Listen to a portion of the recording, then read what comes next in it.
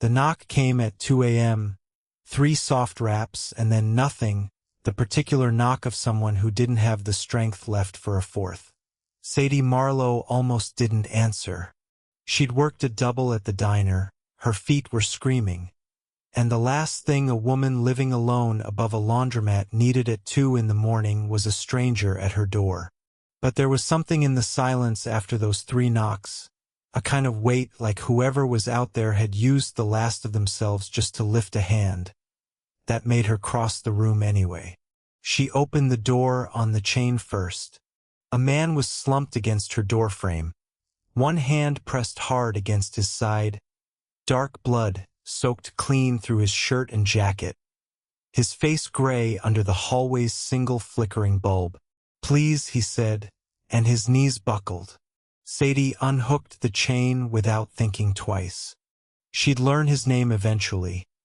Matteo Falcone, a name that would mean nothing to her that first hour and everything to the rest of the city. But in that moment he was just a bleeding stranger collapsing across her threshold, and every instinct she had, honed by 3 years of nursing, aid work before the money ran out and she traded scrubs for an apron, snapped into place before her fear had a chance to catch up. "Don't you dare pass out on my floor," she muttered, hauling him by the arm toward her kitchen table, grunting under weight that outmatched her own considerable strength. "Stay with me. Talk to me." Gunshot, he managed. Left side. Bled a long way to get here. Here made no sense to her yet. Why a stranger would bleed his way to her specific door, in a building he had no obvious reason to know existed. But she filed the question away and got him into a kitchen chair, ripping his shirt open with the kind of brisk efficiency that came from having done this before, for family, for strangers, for anyone who'd ever needed her steady hands more than they needed her explanation. The wound was ugly. A through and through just above his hip, sluggish and dark. The kind of injury that wouldn't kill him in the next 10 minutes but absolutely would if left untreated much longer.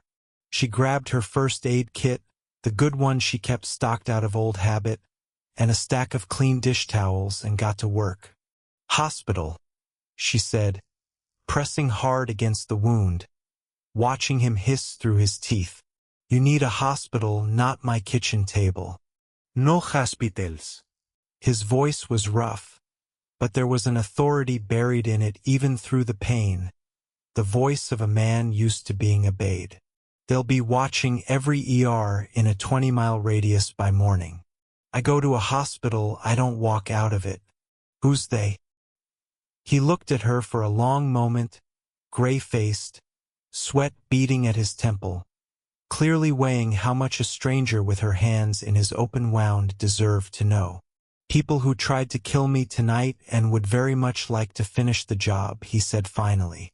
"I'd rather not bring that trouble to your door along with myself, but I'm afraid it's a little late for that particular courtesy." "Great," Sadie said flatly, tying off the first pressure bandage. "Wonderful. Exactly what I needed at 2 in the morning." But her hands didn't stop moving, and something in her, the same something that had once made her chase a nursing career before life redirected her somewhere less certain, refused to consider, even for a second, putting him back out on the street. "Why are you helping me?" he asked, watching her work through pain-glazed eyes. "Because you're bleeding on my kitchen floor and I don't much care for the alternative," Sadie said. "Ask me again once you're not actively dying. Might get a better answer." By the time the bleeding had slowed to something manageable and she'd gotten a second, tighter bandage wrapped around his ribs, the eastern sky outside her window had gone the pale, uncertain gray of very early morning. Matteo sat propped against her kitchen wall now, too weak to make it to the couch, watching her clean blood off her hands at the sink with an expression she couldn't quite read. "You never told me your name," he said. "Sadie. Sadie." He tested it the way she'd later realize was a habit of his, filing away names like they mattered, like he intended to keep them. "You're very good at this. The bandaging." Nursing school for a year and a half. Before I ran out of money and my mother got sick and I needed a paycheck faster than a degree could give me one. She dried her hands on a towel, studying him properly for the first time now that the immediate crisis had eased, dark hair damp with sweat. A face that would have been striking even without the pallor of blood loss, and eyes that tracked her every movement with the kind of careful, assessing attention she associated with men who'd survived a great many situations by never once letting their guard down completely. Your turn. Who exactly did I just patch up? Someone who owes you considerably more than he can ever adequately repay. Mateo said, which wasn't an answer, and they both knew it. That's not a name. No, he agreed. It isn't. Give me tonight to earn a little more trust before I hand you a name that comes with the kind of trouble I don't think you fully understand yet. Sadie studied him a long moment, weighing the strange dignity in the deflection against every rational argument that said she should have called the police the second she'd seen the blood. In the end, exhaustion and something she couldn't quite name won out over caution, and she simply nodded, pulled a blanket from the hall closet, and draped it over him where he sat. Sleep, she said. You're not going anywhere tonight regardless of what name you're hiding. He didn't argue. She woke him twice through what remained of the night, checking his pulse, his color, the state of the bandages, the careful vigilance of someone who'd learned the hard way that wounds like his could turn without warning if left unwatched. Each time, he came awake instantly and fully, no grogginess, no confusion. The reflexes of a man who had never in his adult life had the luxury of a truly deep sleep, and each time, once he'd confirmed it was only her, some of the tension eased visibly out of his shoulders before he let himself drift under again. By 6 a.m, with pale light finally filling her small apartment, he was more alert, color returning to his face, though the pain was clearly still substantial every time he shifted position. You should tell me who's after you, Sadie said, handing him a mug of black coffee, the strongest thing she owned and about the only breakfast her kitchen currently had to offer. Not because I want the trouble, because if they're the kind of people who put a bullet in you, I'd like to know if they're the kind of people who might come looking for the person who patched you up. Mateo wrapped both hands around the mug, considering her with the same careful weighing look he'd given her most of the night. My name is Mateo Falcone, he said finally. I run an organization that controls a fair portion of what moves through this city's ports, legally and otherwise. Last night, a rival family, the Drennans, decided the balance of power had shifted enough in my favor that it was worth trying to end me over it. They nearly succeeded. Sadie sat down slowly across from him, the pieces reassembling themselves into a shape considerably more dangerous than she'd allowed herself to consider through the adrenaline of the night before. You're a mafia boss. I prefer the term businessman, but I understand why you wouldn't. And the people who shot you, they're gonna come looking for you. Here. Because you bled a trail from wherever this happened straight to my front door. I did what I could to break the trail, Mateo said. Doubled back twice, bled onto surfaces I then wiped down as best I could manage. But I won't lie to you and pretend there's no risk. If they're thorough, and the Drennans are thorough, there's a chance they trace me here eventually. He met her eyes steadily. I should have gone anywhere else. I don't fully understand why my body chose your door out of every door on this street, except that I passed this building most nights walking home from a meeting a few blocks over, and some part of me must have remembered it as somewhere safe, even before I had a reason to believe that. That's not comforting. No, he agreed. It isn't. I can leave if you'd like.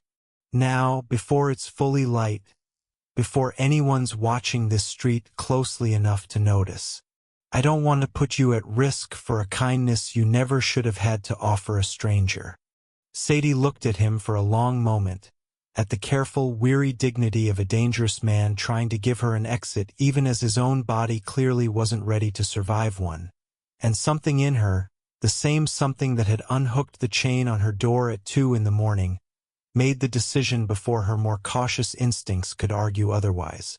You can't walk 3 blocks in that condition, let alone disappear cleanly, she said. You're staying until you can actually move without falling over. We'll figure out the rest after that. He stayed 3 days. They were strange days, unlike anything in the careful, exhausted routine Sadie's life had settled into over the past several years.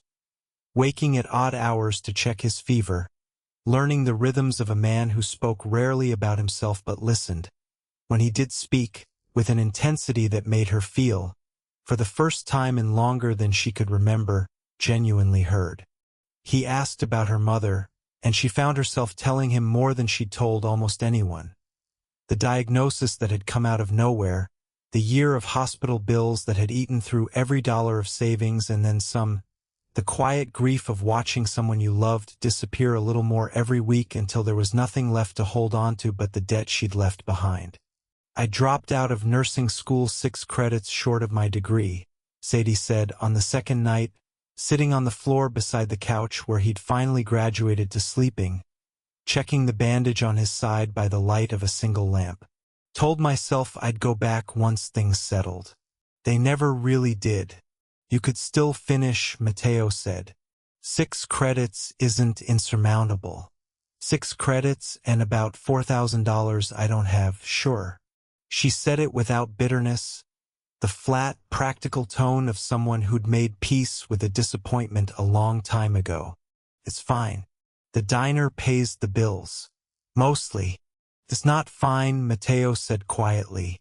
You clearly have a gift for this. I've had considerably more expensive care from considerably more credentialed people, and none of them were half as capable as you were with a kitchen table and a first aid kit at 2 in the morning. Sadie felt heat rise in her face, unused to compliments that weren't attached to some other, less flattering comment. The kind she'd grown accustomed to hearing about her size instead of her competence. The kind that came wrapped in a qualifier she'd learned to brace for before it ever arrived. This one came clean, unqualified, and she didn't quite know what to do with it. You don't have to say things like that, she said. I don't say things I don't mean, Mateo said. It's not a habit I've ever found useful to develop, in my line of work or otherwise. He watched her red ape the edge of the bandage, his voice softening. Why did you really let me in that night, Sadie? You could have called the police the moment you saw the blood. Most people would have. She considered the question honestly before she answered. Because you looked like you'd used every ounce of strength you had left just to knock, she said. And because I know what it's like to need somebody to open a door for you and not have it happen. I wasn't going to be one more person who didn't. Something shifted in his face. Not quite a smile. Something quieter and more permanent than that. I don't think I'll forget that, he said. For as long as I live, however long that ends up being. On the second night, well past midnight, a sound in the hallway outside her apartment jolted them both from a shallow, uneasy quiet. Footsteps. Heavy, deliberate, pausing outside her door for several long seconds before continuing on toward the next apartment down the hall. Mateo was on his feet before the sound had even fully registered, wincing hard against the movement, one hand braced against the wall and the other reaching, out of pure reflex, toward a weapon he didn't currently have. Sadie grabbed the kitchen knife from the block on her counter without thinking, both of them frozen, listening. The footsteps stopped at the apartment 2 doors down. A knock, a muffled voice. Sadie recognized it after a moment as her elderly neighbor's grandson, who visited most Thursdays and had clearly just lost track of which door was his. The tension broke slowly, both of them exhaling at nearly the same moment. Mateo lowered himself back onto the couch with visible effort, jaw tight against the pain the sudden movement had cost him. You shouldn't be standing, Sadie said, setting the knife down with hands that weren't quite steady. Old habits, Matteo said. I've spent a great deal of my life listening for footsteps that meant something worse than a lost grandson. He looked at her, something apologetic in his expression. I'm sorry for bringing that kind of tension into your home, even for a moment. You didn't sign up for a life where every knock might be the wrong kind.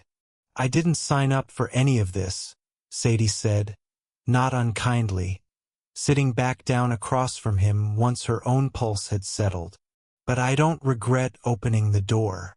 Ask me again if that changes once you're gone, and this is just a story I tell myself about the strangest 3 days of my life. I intend to give you a considerably better ending to that story than simply disappearing, Matteo said. I meant what I said. This isn't a debt I intend to leave unpaid.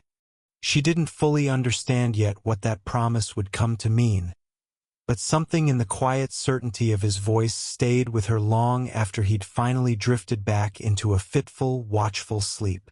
The third night, his fever finally broke fully, and by morning he was strong enough to stand unassisted, pacing her small living room with the restless energy of a man who'd spent 3 days being still and had reached the absolute limit of his patience for it. I need to go, he said, not because I want to, because every hour I stay is another hour of risk for you, and I've let that risk run considerably longer than I should have. You think you're strong enough? I think I don't have the luxury of waiting until I'm certain. He looked at her, something complicated in his expression. I also think, if I'm honest, that I've stayed as long as I have partly because I didn't want to leave, which is its own kind of danger, and one I should have been more careful about. Sadie didn't have a ready answer for that, so she busied herself instead with packing him a small bag of supplies. Clean bandages, the last of her antibiotic ointment, a jacket of her late father's that had hung untouched in her closet for years and happened, by coincidence or something else, to fit his shoulders well enough. Call me, she said. Once he was dressed and standing at her door, steadier than she'd expected but still moving with visible care. When you're somewhere safe.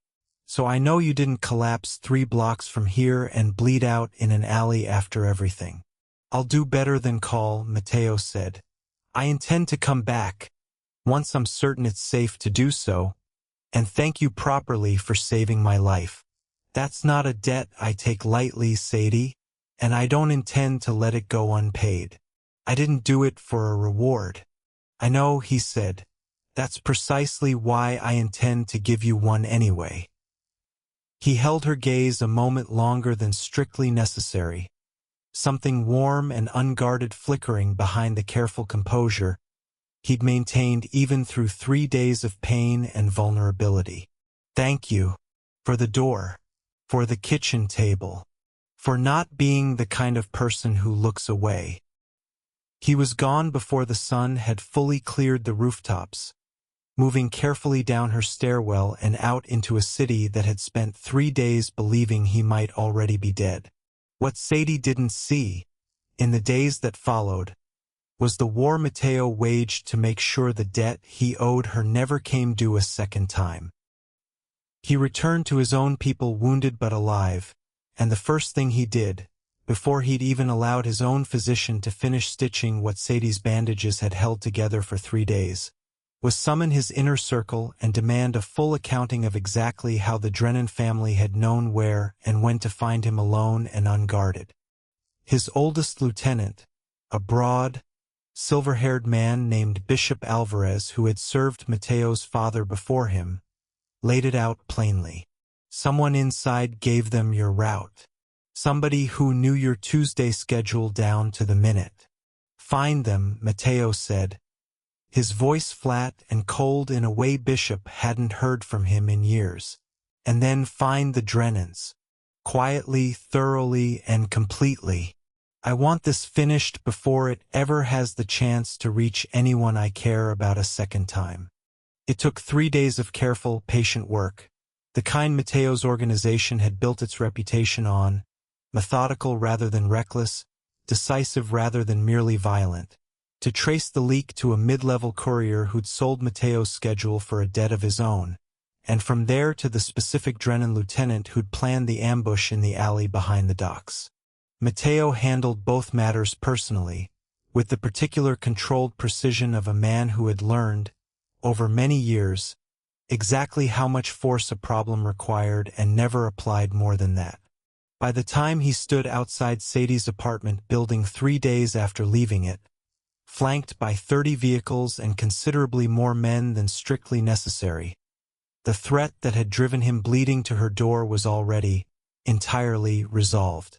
What remained was only the debt. She woke to the sound of engines.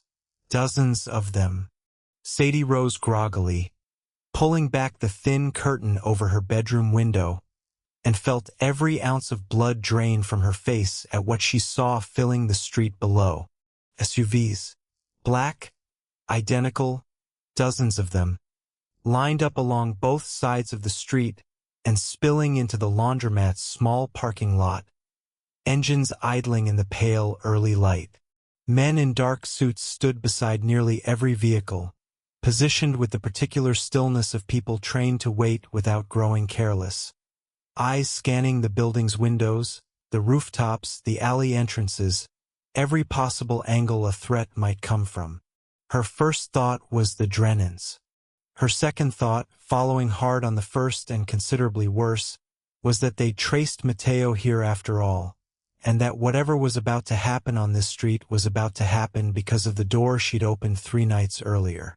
She was still frozen at the window, heart hammering, trying to decide whether to run or hide or simply wait for whatever was coming, when someone knocked on her apartment door. 3 soft raps. Then nothing.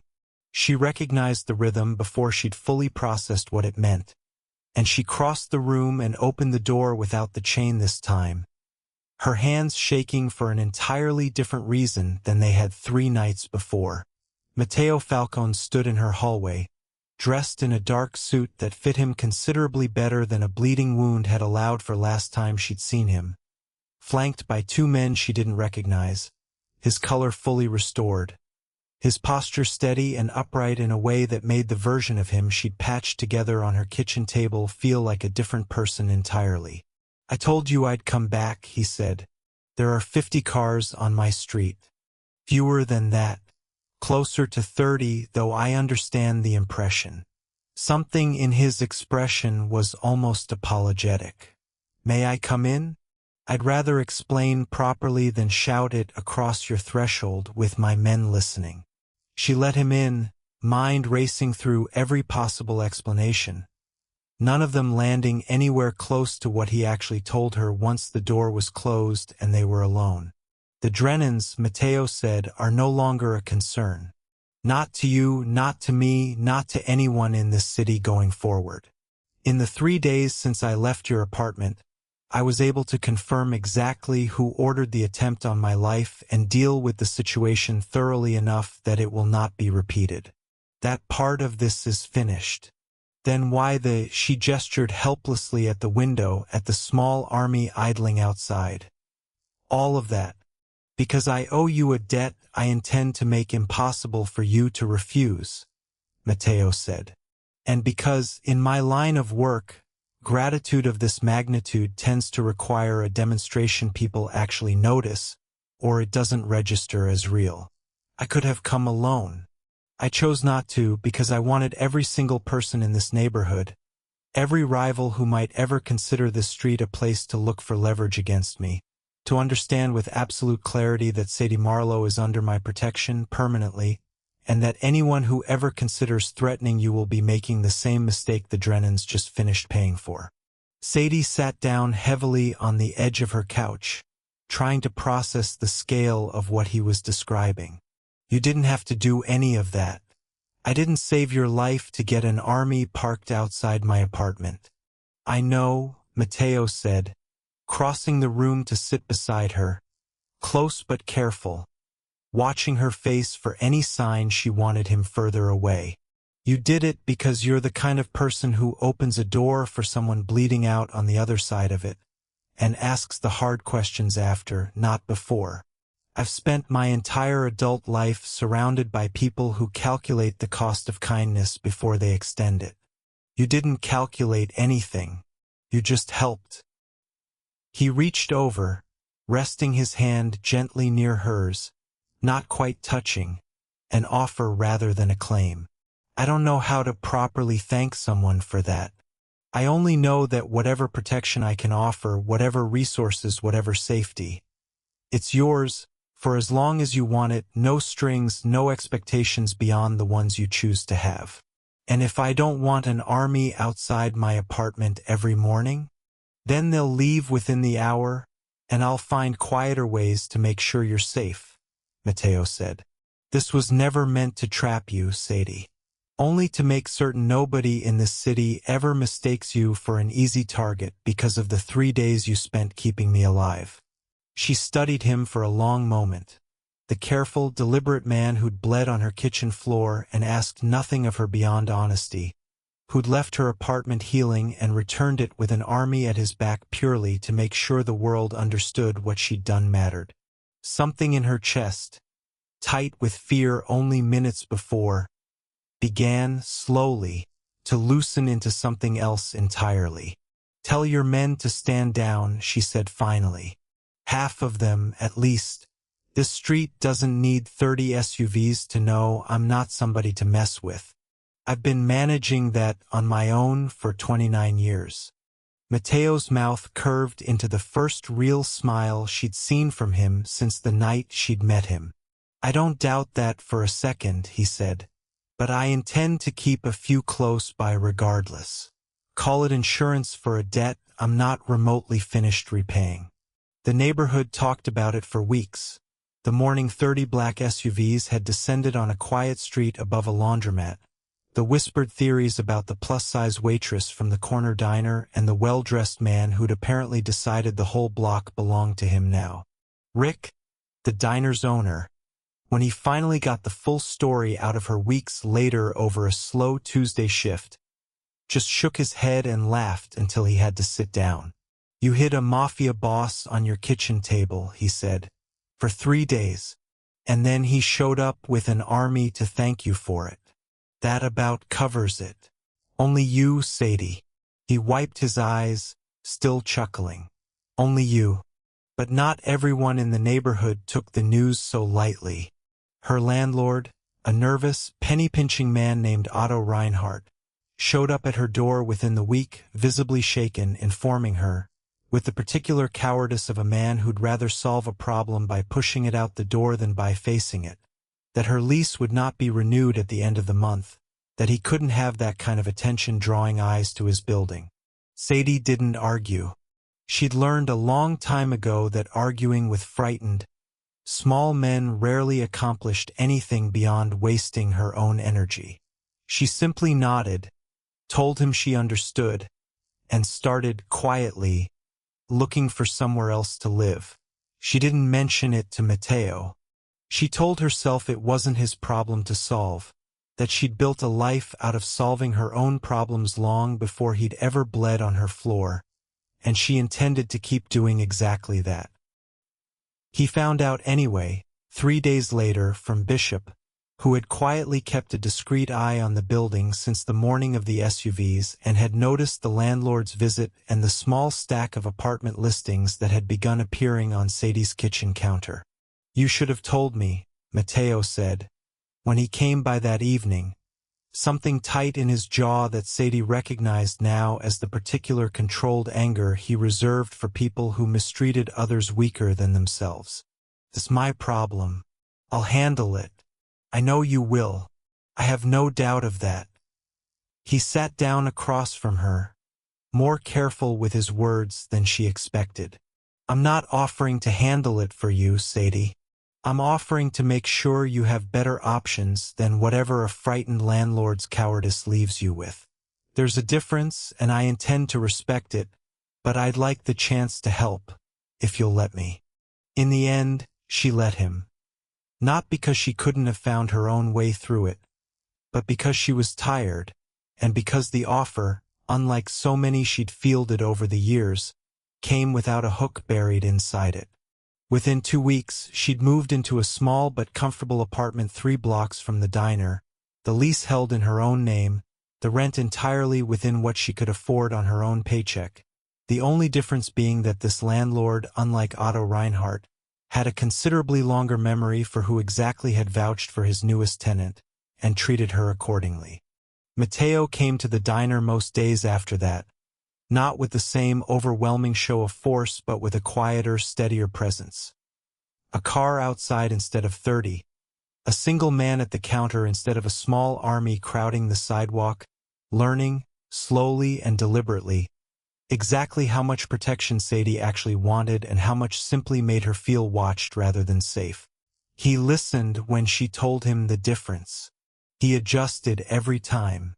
It was on one of those quiet afternoons, 3 months after the morning of the SUVs, that Sadie finally asked him the question she'd been carrying since that first bleeding night. "Why me?" she asked, refilling his coffee for the 3rd time that shift. "Out of every door on that street, why mine?" Matteo considered the question with the same careful weight he gave everything, turning his mug slowly on the counter. "I've thought about that a great deal," he said. "I think, honestly, some part of me had noticed you long before that night. Walking home from your shifts, always steady, always moving like you had somewhere to be and the strength to get there, even exhausted. I don't think I consciously chose your door.